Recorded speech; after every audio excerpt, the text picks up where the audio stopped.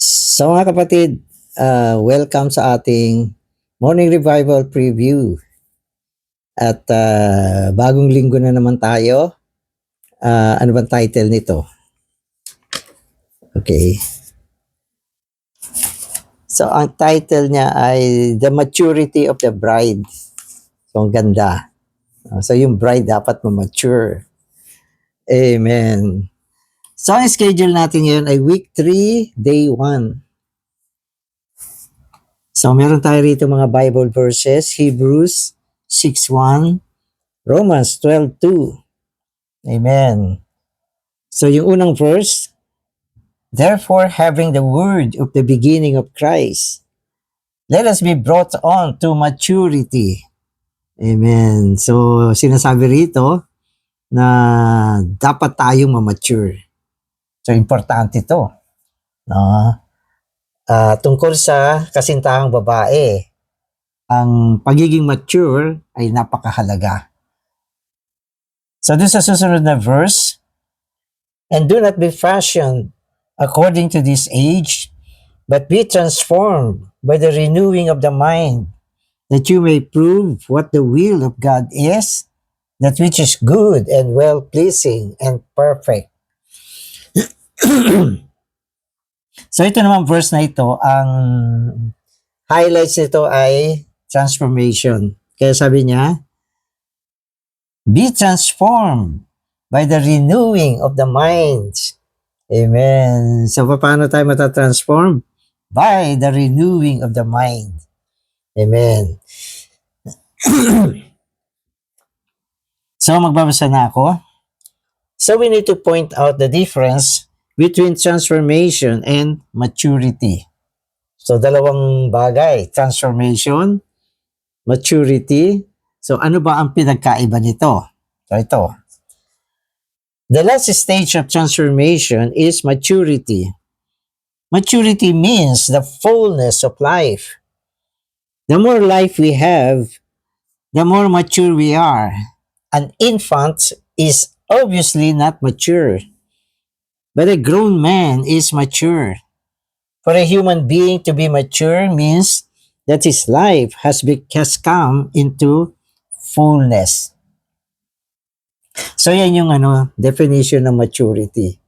Sinasabi rito, pag umabot na sa kapuspusan yung buhay, kapuspusan. Sa English ay fullness. Pag inabot mo na yung fullness of life, mature ka na.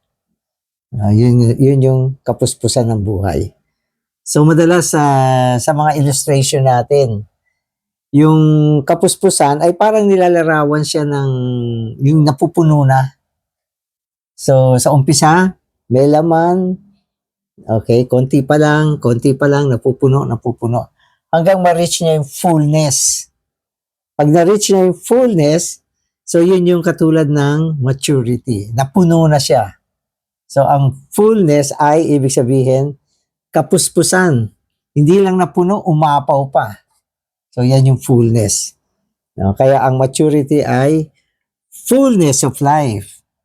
At syempre sa mga tao, madali nating ilarawan ito. Halimbawa yung sanggol, hindi pa mature ang sanggol. Sanggol lang yan eh. No? At siya ay mamamature pag siya ay full grown na. No? So ganap ng umabot sa kagulangan. Yan, mature na yan. So, yun yung tao. No? So, yung tao, merong stage ng hindi pa mature. Katulad ng infant.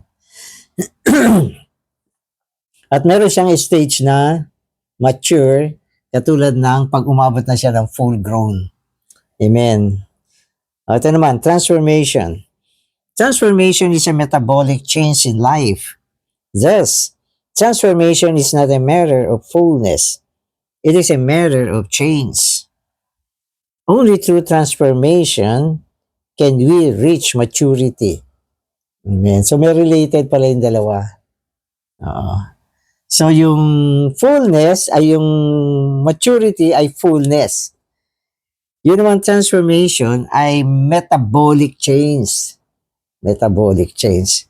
Na pag na-reach niya, okay, yung full transformation, so siya ay magiging mature. So sa madaling salita, ang proseso ng transformation nagbubunga ng maturity. So ngayon at least meron tayong idea sa pagkakaiba ng transformation at maturity.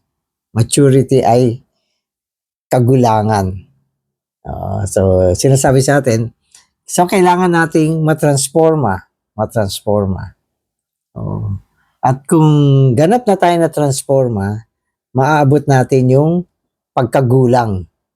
Amen. So, process yung transformation. Yung pagkagulang ay resulta. Amen. We have a natural life, but this life is not good for God's economy. Although our natural life does not need to be replaced, it does need to be metabolically changed. We must not only have an outward change in appearance, but also an inward change in nature.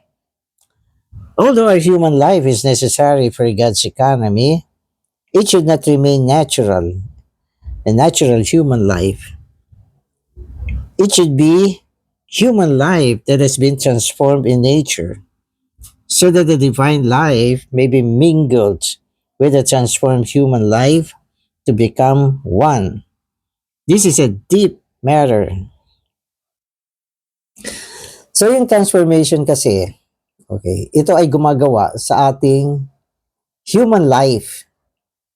So yan yung ibig sabihin nito. Yung human life natin, hindi naman kailangan palitan yan o mawala.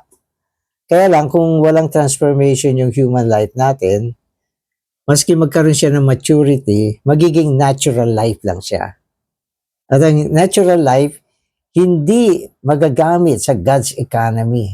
So wala. Maski ma-mature ka sa iyong pantaong buhay, hindi ka din magagamit sa ekonomiya ng Diyos. So kailangan, hindi ka lang ma-mature sa iyong pantaong buhay. Kailangan ay matransforma tayo. No? Sa pamamagitan ng dibinong buhay tungo sa ating pantaong buhay. So ang nagtatransforma sa atin ay yung dibinong buhay na taglay natin ngayon. So ito ay gumagawa ng pagtitigmak, paghahalo, kung saan yung pantaong buhay natin nagkakaroon ng metabolic change sa pamamagitan ng dibinong buhay na naidadagdag sa atin araw kada araw. At sa ganyang paraan, ang ating human life, hindi lang siya gumugulang, kasi ang human life gumugulang, meron din siyang paggulang sa loob. At meron din siyang panlabas na paggulang. Halimbawa, pag tinignan mo yung isang tao, more or less, makakalkula mo ano yung edad niya. So, yung iba na ma-manifest. Hindi ba mahulaan ng eksakto, pero more or less nahuhulaan siya. Except yung mga medyo mas baby face ng konti. So, 60 na, looks 40. So, yung mga iba ganun.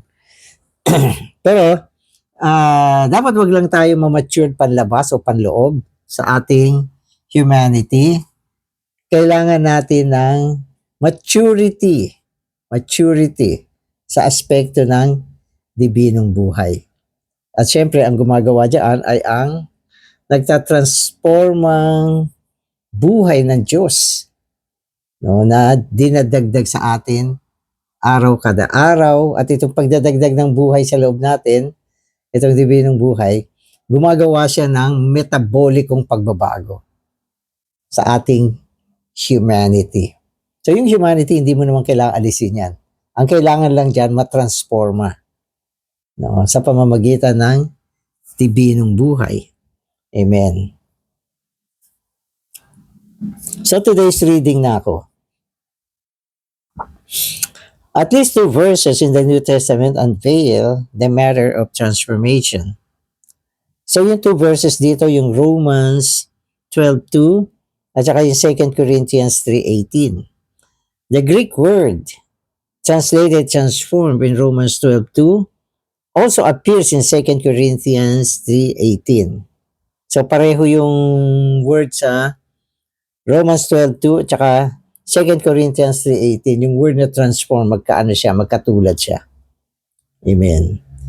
So sa 2 Corinthians 3:18, according to the Greek, this verse should be rendered, but we all with unveiled face, beholding and reflecting like a mirror the glory of the Lord, are being transformed into the same image from glory to glory, even as from the Lord's Spirit.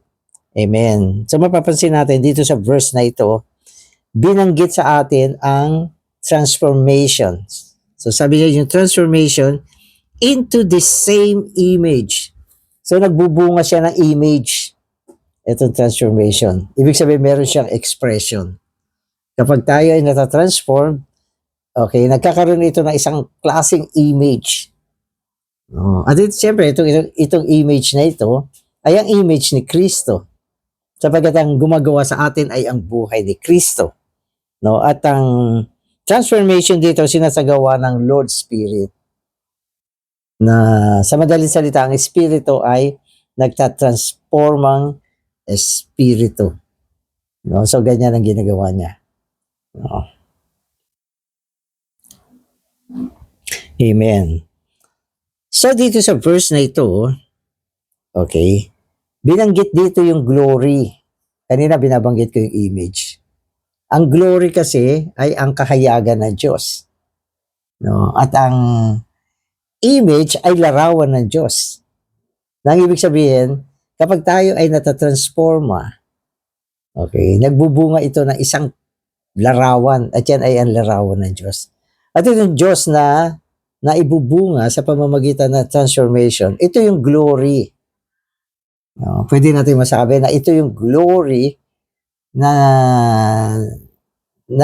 ipapakita, no, na naibunga ng kaluwalhatian ng Diyos. So sabi niya, yung transformation, okay, from glory to glory.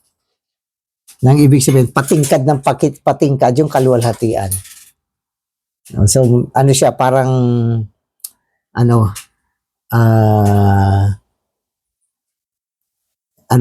step by step o level by level. So, tumitingkad. So, yan yung glory natin. So, pag malaki na ang transformation mo, mataas na yung glory mo. Amen. So the word transformation in these verses indicates that in our Christian life, we need a metabolic change. We do not need outward correction and alteration. Rather, we need an inward change in nature and in life.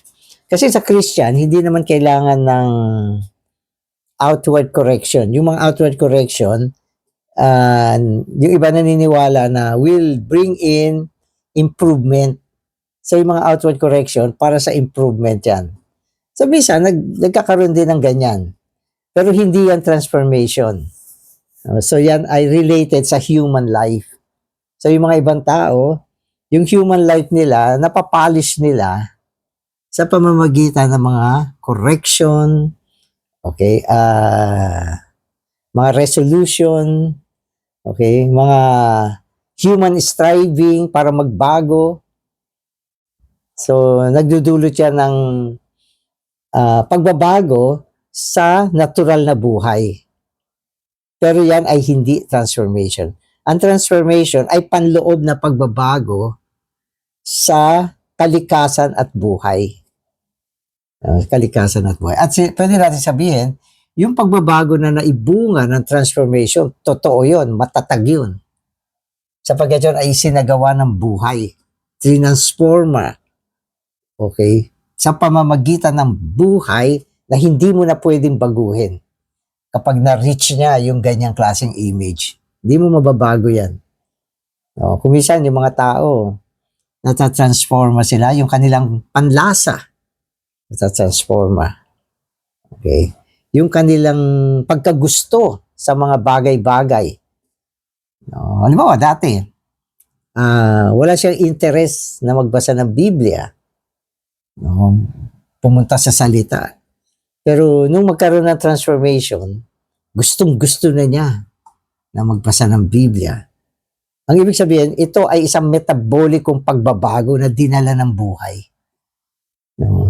Samantalang yung mga outward correction, improvement, pwede magbago, pero madaling bumalik sa dati. Kasi ano lang yan binago lang sa pamamagitan ng pagpupumilit. So, hindi siya stable. So, merong nagsabi, nagbago na ako. Hindi na ako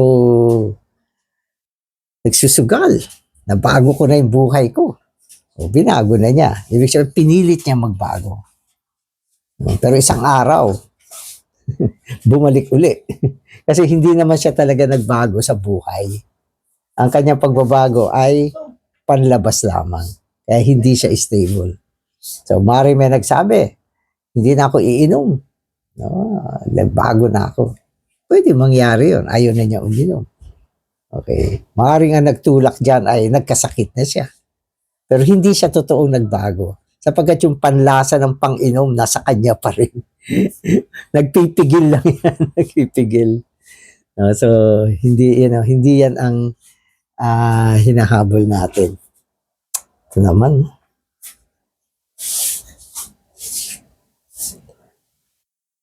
Amen. So, okay, so hindi natin binibigyan ng pansin yung mga ganyang klaseng changes. Ayaw natin yan. Ang gusto natin ay yung metabolic change. So maging ako, may mga bagay na nung araw talagang hindi pwedeng wala. Gusto ko yung mga ganon. Pero ngayon nawala yung panlasa ko. Ito ay bunga ng buhay. So naintindihan nyo? Kaya ang gusto ng Diyos na pagbabago ay nanggaling sa transformation. Sapagkat ang transformation, may nadagdag na buhay na yun ang nagbago sa'yo. Samantalang ang outward correction ay mga bagay na pinilit mo lang na baguhin. Pero yung buhay mo, gusto pa rin niya yun. Gusto pa rin niya yun. Kaya lang may mga taong malakas ang kanilang pagpigil. Amen. Amen. Okay, so this metabolic change begins with regeneration. At regeneration, a new life. The divine life was put into our spirit. From the time of our regeneration, this life has been transforming our natural life. As the divine life changes our natural life, it imparts more and more of the divine life into being, in our being. So ito yung sinasabi natin. So in transformation, nag-umpisa siya nung tayo ay maisilang na muli. Yun, talagang tama yun. Amen ako doon. Kailan nag-umpisa yung transformation? Nung ikaw ay maisilang na muli. Nung hindi ka pa naisilang na muli, walang transformation na gaganap sa buhay natin. Ano mang pagbabago niya, hindi yan transformation. So ano ba nangyari nung naisilang tayong muli? Tayo ay nakatanggap ng isang bagong buhay. Isang bagong buhay. So ang pagkasilang na muli ay ang pagdating ng isang bagong buhay sa loob natin. Yan ay ang dibinong buhay ng Diyos na dinala sa loob ng ating espiritu. So dinala yan sa loob ng ating espiritu. At mula sa buhay na yan, nag-umpisa na yung transformation. So paano siya ginagawa? Nagdadagdag. Kaya sinasabi sa atin yung growth of life is the growth of God within us. Sabi ng Biblia.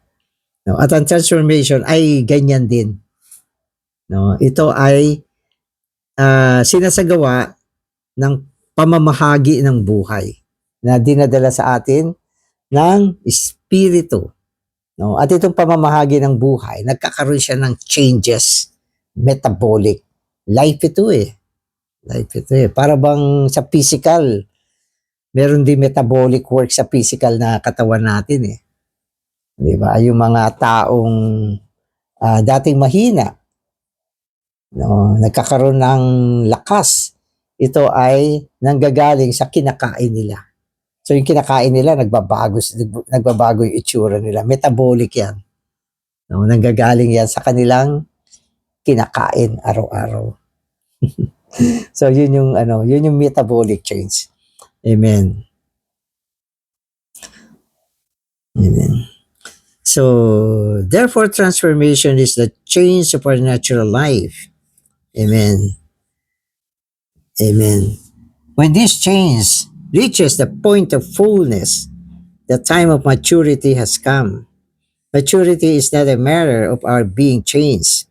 It is a matter of having the divine life imparted to us again and again until we have the fullness of life. Amen. So nabanggit sa atin yung pamamahagi ng dibinong buhay again and again, paulit-ulit. So walang iniwan niya sa kinakain natin araw-araw. Paulit-ulit kang kumakain, paulit-ulit kang kumakain. No? So yung mga bata tumatangkad. So hindi naman yan tatangkad ng isang kain lang. Tuloy-tuloy na kumakain, nag-i-increase yung height nila. Hanggang isang araw, ma-reach nila yung fullness ng height nila. So hanggang doon na lang, na-reach na yung fullness. At lahat ng yun, naibunga ng kanilang pagkain. So gano'n. So yan ay metabolic change din yan. So yan ay physical. Kaya mga physical na bagay, ine-explain din niya yung mga natural na bagay. No? Ang kaibahan lang, ang physical, ito yung mga bagay na nakikita natin. So naiintindihan natin ang metabolic sa pamamagitan ng physical na mga bagay, na mga pagbabago sa buhay natin. Pero meron din mga metabolic change na hindi nakikita ng mata natin. No, katulad ng espiritu, yung paggawa niya, dinadala niya ang kalikasan at buhay ng Diyos sa atin, hindi natin nakikita yan. Pero yan ay metabolic change na nagaganap sa atin. No, sa ating human life, no, na nagagawa ng dibinong buhay. No, lalo na yung mga masipag maghabol sa Panginoon, mabilis ang kanilang transformation. No, yung mga palaging kinokontak ang Panginoon, mabilis ang transformation yan. Yung palaging nagmi-meeting, naku, lalo na yun. Mabilis ang transformation. Ako nakikita ko eh. You know, nagmi-meeting, nakikinig ng salita ng Panginoon. Nagbabago. So naalala ko yung magandang example na ni Brother Lee, yung panahon ng mga hippies. Yung mga hippie, pumupunta sa meeting, ang dudumi. No? Hippie eh. Ang mga hippie kasi, ano yan eh, madungis sila. Kasi hindi nagsishave. Mga bamboo. Pero pinayagan nila umattend ng meeting. So pagkaraan ng ilang panahon, bumalik. Unti-unti nagbago. Bandang huli, hindi mo na makilala. Malinis na. Nakadamit na ng maayos. Sabi siya, ayaw na nila yung dating buhay nila. At ito ay naibunga ng metabolic change. Kasi yung buhay na nadadagdag sa'yo, yon ay ang buhay ng Diyos. At yung buhay na yon, may pandama siya. Meron siyang gusto. Meron siyang ayaw. So, pag naitigmak sa atin yon, yun na yung magiging panlasa natin. Alam mo, yung buhay na dinala sa atin. Ayaw niya ng kasalanan. No? Kaya, unti-unti nagbabago yung buhay natin. Okay. May mga lugar na ayaw niyang puntahan. Nagbabago yung buhay natin. No? May mga bagay na ayaw niya sabihin. No? So, yung mga pagbabago na yan, ay dinadala ng buhay na yun tungo sa loob natin. Kaya yun ang metabolic change. Tapos may mga bagay siyang gusto. Yung mga bagay ng Diyos, gusto niya. Gusto niyang umattend ng mga conference. Minsan gagastos pa, okay lang. Uma-attend sa conference. So, minsan nakita ko mga kapatid, pumupunta pa sa abroad. A-attend lang ng conference. Ang laki ng gastos. Tapos, nag-a-absent pa. No? Pero, yun ang buhay na nagdadala sa kanila. Yun ay naibunga ng transformation. Amen. Okay, so now we must consider how Jacob, a transformed person, could be filled with life. Human beings are vessels. From the selling of Joseph to the sending of Jacob's sons to Egypt was a period of at least 20 years. Pagdating kasi sa transformation, ang pinakamagandang pattern ay si Jacob. So, di ba si Jacob ay sa kanyang buhay, sa panahon na hindi pa siya nabago, ang pangalan niya ay Jacob. Nang ibig sabihin, supplanter. So, ang supplanter ay parang mandarambong, manununggab. Lahat gusto niyang kunin. Ganon. So, yan? Magaling manunggab. So, yan si Jacob. Pero nung last part ng life ni Jacob, nabago na siya. Yung dating kamay niya na nagsusunggab, naging blessing hand. At blines niya yung pinakamataas na tao sa Egypt, yung Pharaoh. Ang sinasabi natin, yung nagbe-bless ay mas mataas o mas great dun sa kanyang binibless. At nung siya ay matured na, siya ay nagpropesiya. I think Genesis chapter 50, propesiya ni Jacob yan. So, matured talaga si Jacob. Anong blines niya yung dalawang anak ni Joseph. Bagamat malabo na yung mata niya, alam niya kung saan niya ilalagay yung kanang kamay at yung kaliwang kamay. Nag-cruise yun eh. So si Jacob, nung matanda na siya, hindi na siya excited. Sapagkat siya ay merong maturity. Naabot na yung kapuspusan ng kanyang maturity. At ito ay sa pamamagitan ng transformation. So tingnan natin yung mga ilang sinabi tungkol kay Joseph. So sabi nga si Joseph, mula ng, kasi si Jacob. Ang anak ni Jacob kasi ay si Joseph, na mula nang si Joseph ay nawala, hanggang sa, madala sila sa Egypt. Ito ay 20 years. So yung panahon ng 20 years, ito yung ginamit ng Diyos para transformahin si Jacob. Amen. During these silent years, Jacob was a person without any ambition, interest, or things to do. This must have been the time God imparted Himself into Jacob more and more. So yan yung panahon na tahimik na si Jacob. Nawala si Joseph, yung paborito niyang anak. So tahimik na yung kanyang buhay. Wala na siyang gusto, wala na siyang ambisyon, wala na mga bagay na interesado siya. O parang wala na rin siyang gagawin. Parang, kasi ganyan yan eh. Yung paborito niyang anak na parang laruan niya, na kinababaliwan niya noon, ginagawa pa niya ng damit, kung ano-ano, nawala. So, mawala na yun. Parang yung mundo niya nagbago. So, gano'n na nangyari dyan. At yun yung panahon na ginamit ng Diyos para baguhin siya. So, yung transformation pala natin, nahahadlangan pag may mga bagay na kinababaliwan ka na hindi ang Panginoon. Kaya yung mga worldly na tao, mahirap matransforma. Sabagat meron sila mga gustong bagay na pag-uukulan nila ng panahon, pansin, interes, yung buhay nila, doon sila bukas. So, hindi sila nagiging bukas sa Diyos. Kaya anong gagawin ng Diyos? Kukunin niya yan, alisin niya yung bagay na yan. Pag nawala na yan, wala na.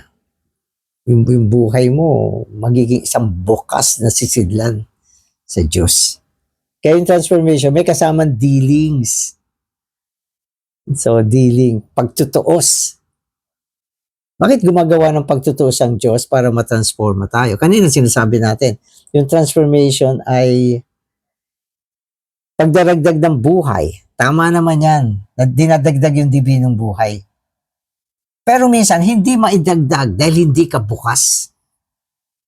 No? Na ang ibig sabihin, may mga bagay na gusto mo, sobrang naaakit ka sa mga bagay na yan. Ano man bagay yan, mabuti man o masama, hadlang siya para ikaw ay matransform. So mag-ingat tayo sa ganyan. Mas maganda, tuusin mo na yan. Tuusin mo na.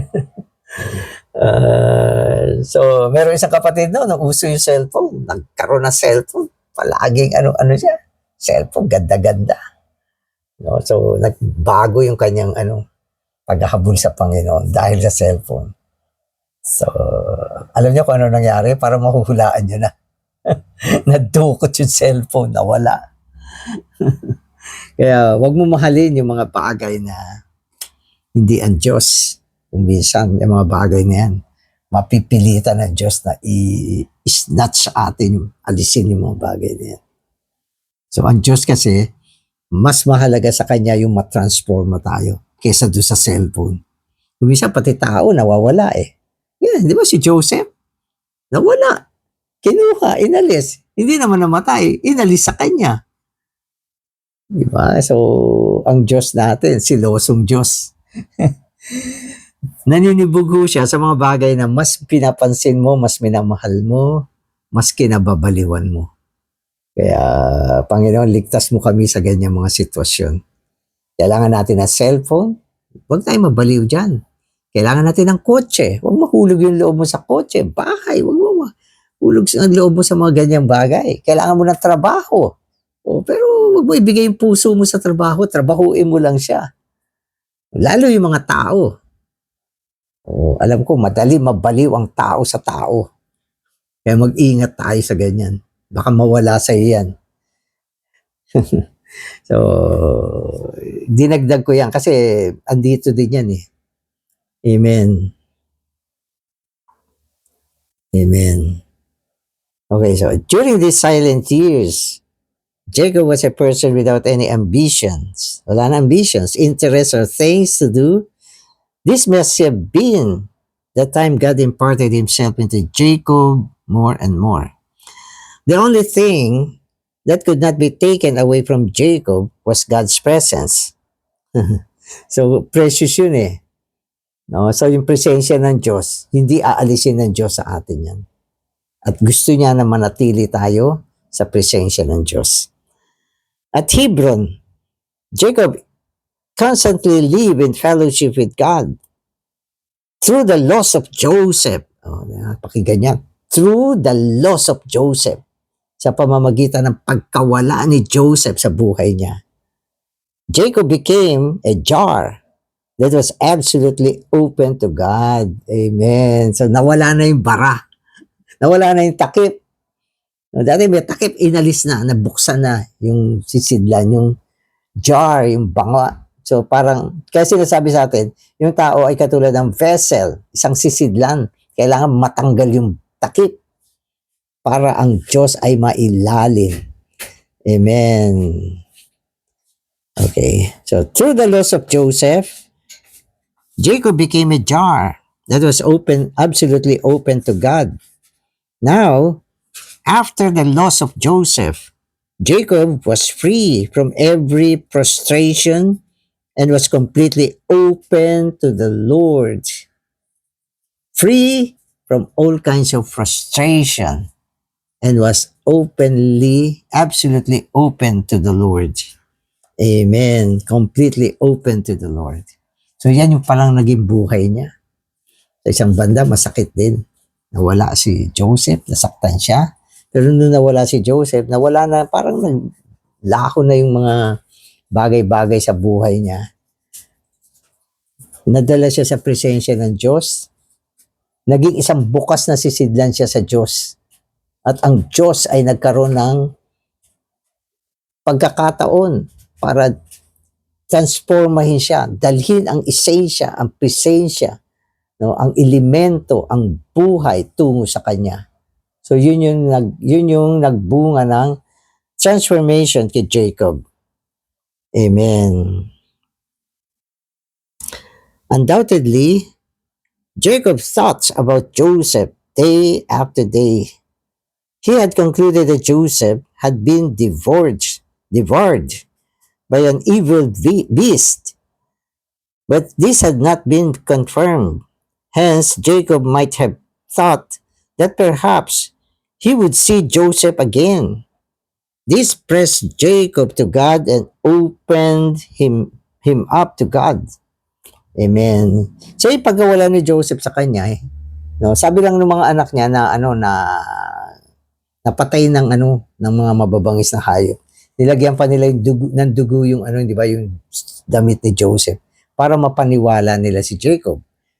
Pero si Jacob naniwala, pero maaaring nagduda rin siya kasi hindi naman nakita yung bangkay hindi naman nakita. At ito ang dahilan kung bakit naging higit na malapit siya sa Diyos. Naisip niya na baka sakali magkita pa sila, baka buhay pa. So meron siyang hope na ganun. At ito ay nagdala sa kanya ng higit na malapit sa Diyos.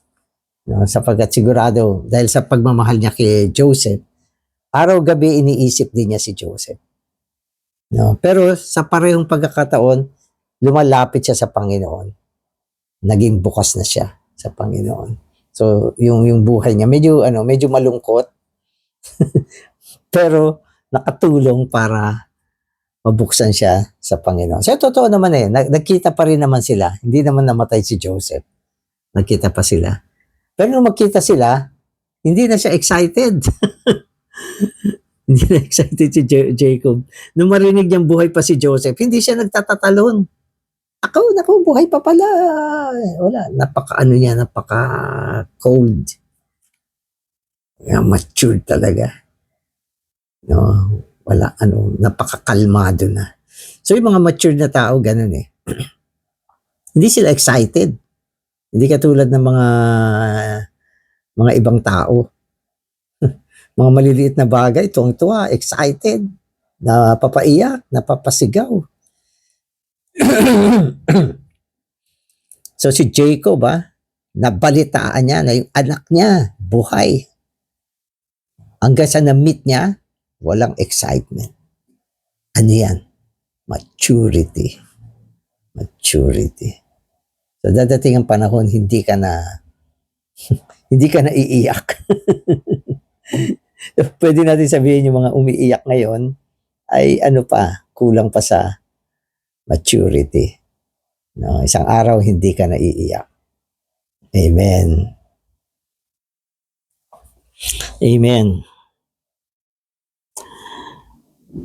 The more he thought about Joseph, the more open he was. During all these years, Jacob was a jar open to the heavens, and the heavenly rain was continuously falling into him. In this period of time, Jacob was daily in the presence of God, being filled with the divine life. Ang ganda ng kwento na to. No? Araw-gabi, bukas sa Panginoon. Araw-gabi, ang makalangit na ulan ay patuloy na bumabagsak sa kanya. At siya ay napupunuan ng Panginoon. At noong mga huling panahon niya, nawala na yung kanyang excitement. Hindi na siya malungkot. Okay? At nabago yung buhay niya. Nagkaroon na siya ng damdamin ng Diyos, kaisipan ng Diyos, no? At umapaw yung buhay ng Diyos sa kanya. So, yan ang transformation. Amen. So, nawa, tayo rin tamuhin natin ang transformation ng buhay para sa ating maturity. Buksan natin ang ating sarili sa Diyos, tuusin natin yung mga bagay, okay, na humahalili sa Diyos sa buhay natin. Amen. Salamat, Panginoon. sa mensaheng ito. Pinakita mo sa amin ang buhay ni Jacob, Panginoon, kung paano mo siya na-transforma. Binibigay din namin ang aming mga sarili sa iyo. Alisin mo ang mga hadlang, ang talukbong. Gawin mo kami mga bukas na sisidlan para sa iyo upang sa pamamagitan nito, malaya ka makadaloy. May bahagi mo ang dibinong buhay tungo sa amin. At amuhin namin ang pagbabago and transformation. Amen.